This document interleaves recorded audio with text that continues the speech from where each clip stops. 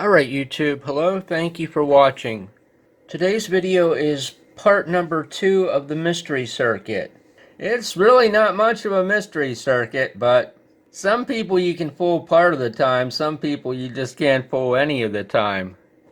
So this is the triangle wave from the first circuit. So what we got here is a triangle wave that sets 2.7 volts above ground. Kind of like that.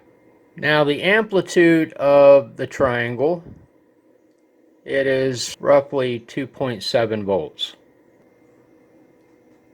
So for the next part we need what should be a 5K pot, what looks to be a 24K resistor, a 001 mylar, kind of wacky value, 12.9K, 12K, 100 ohm quarter watt carbon, 100K metal film, and roughly a 5.1 volt Zener diode.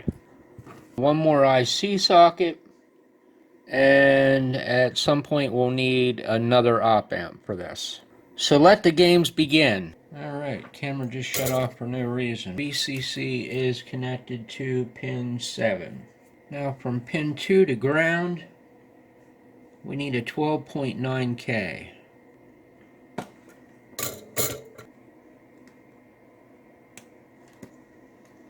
Kind of like that. Now we need a 12K between pin 2 and pin 6. So that's going to go on the back of the board.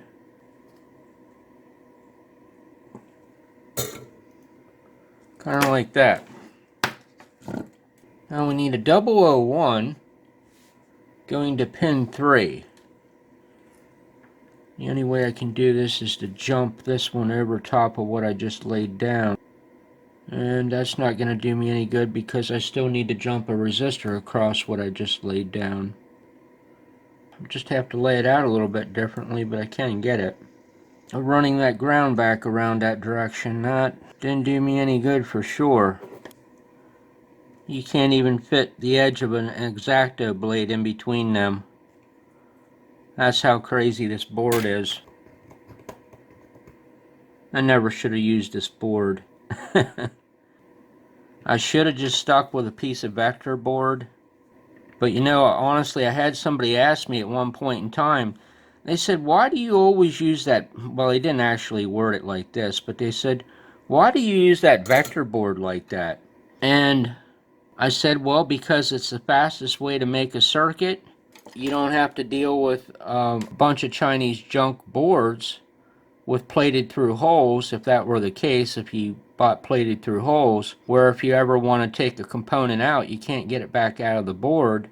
And then, of course, the last reason is this. The pads are so close together, you just can't work with it. I probably would have had this whole circuit done already if I had used a piece of vector board. Well, it is what it is. Alright, there. Cap is on pin 3, and that cap needs to go to that triangle. So it needs to come over here to that little test point that I had the scope on. Alright. Now I need 100K, which is this guy here. He needs to come off of pin 3 too, but he's eventually going to go to a pot. I can't get a pot down there in that corner.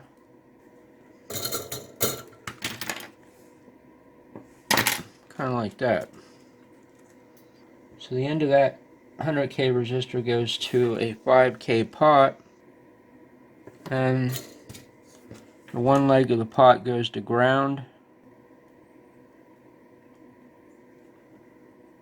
There we are. Time out. If you see me building something, it's almost always on a piece of this vector board. I don't know why I had this dumb idea to do this on this, but I am having pretty serious regrets. This is 065 with 042 holes. Now I have bought this already with pads on it, and I'll tell you what, I was pretty upset when I got it because the pads were almost falling off of it. I had very serious thoughts about calling Mauser and asking them to get the fine folks a vector board on the phone, but Just counted my losses and never bought it again. No sense returning them, no sense calling people. So I need a Zener diode across that pot, and the bottom of that pot is ground, so the Zener diode is going to set this way. 10 years from now, if I ever looked at this board, I would be like, oh my, what were you doing that day? It started to have continuity to it, but with this here it's not, because everything's going in directions that it shouldn't be. Everything should flow on a board, from left to right, top to bottom, VCC to ground, in to out. That's just kind of the way you should lay a board out. You should be able to pretty much look at the board and pretty much be able to tell what the circuit is, honestly. Alright, Zener diode across pot. Now we need 100 ohm from that Zener diode to plus 8 volts, and plus 8 volts is here on this red wire wrap, so I think we can just kind of shoot him cattywampus backwards. There we go. That way I can get the scope on there. Alright, I think all I need to do is stick an op amp in it. Stick that on there. Put that on ground. Famous last words. Did I do anything stupid? Uh-oh. What is that? Holy cow. What the heck did I just make here? That is the most craziest, insane thing I have ever seen in my life right there. You know, if you ask me right now at this second what that is and why that may be, I honestly wouldn't even have a clue. In my last video, I completely expected the circuit not to work from the get-go because I just built it that fast and I couldn't see well. Now on this circuit here, interestingly, I had the utmost confidence. Triangle may need buffered.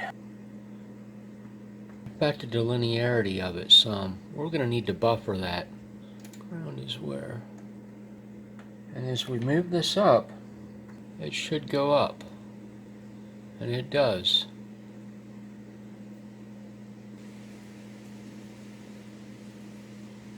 It almost looks like little Pac-Man's upside down. Let's try something here.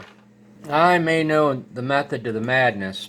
You know, I just do have a wacky sense of humor, but when I said I was building a mystery circuit, I wasn't kidding about that. This is going to be a game changer here, I bet. Let's connect a 100K resistor from pin 3 to ground. But if it changes the game, I'm going to have to change some other things on this circuit because I didn't have this resistor factored in. Law of averages, I might turn it on and it might start playing Pac-Man on me. That is always a distinct possibility. Maybe the stinking op amp's no good. It shouldn't be doing anything like that. Let's stick this one in and see if this one's any good. Ah! Look at that. That's a pretty big difference from what we were seeing before. Looks like poop, but at least it's something that's starting to make sense to me now. 1, 2, 3 volts. Well, that part's not making sense to me. Let's turn this pot and see what happens to that. Alright, the amplitude does go up. Alright, where is this circuit setting at? There's ground. Let's try something drastic here. Let's try cutting my pot out of circuit.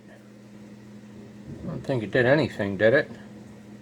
Yeah, everything about this is still 96% wrong. I wonder if this op amp's any good. So there's the circuit, 2.7 volts peak to peak of the triangle coming in, 2.7 volts off of ground. Here's the triangle going out at 5.2 volts peak to peak, just slightly above ground. So I went back and I added a buffer amp in because there were some linearity issues driving into this capacitor. Strangely, adding the buffer didn't completely fix the problem, so I increased this 001 up to a 0078 and I padded a 0068 across it. That kind of made things better there. we just buffer the triangle from the other circuit that I made, and then we just gain up the triangle by 1.930 on this non-inverting amplifier. Then we just added some voltage into this point here to put this triangle down to ground. So as I turn the 5K pot up and down, you see what happens there. We can center the triangle. And we can bring it down pretty close to ground. Remember, the op amp's grounded. It's not working off of a negative supply on pin 4. So it can only go so low.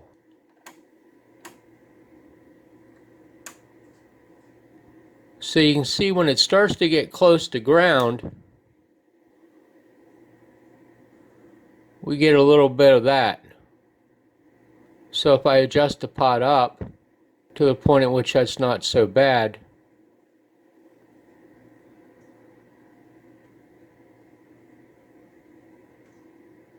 we can basically get within 100 millivolts of ground.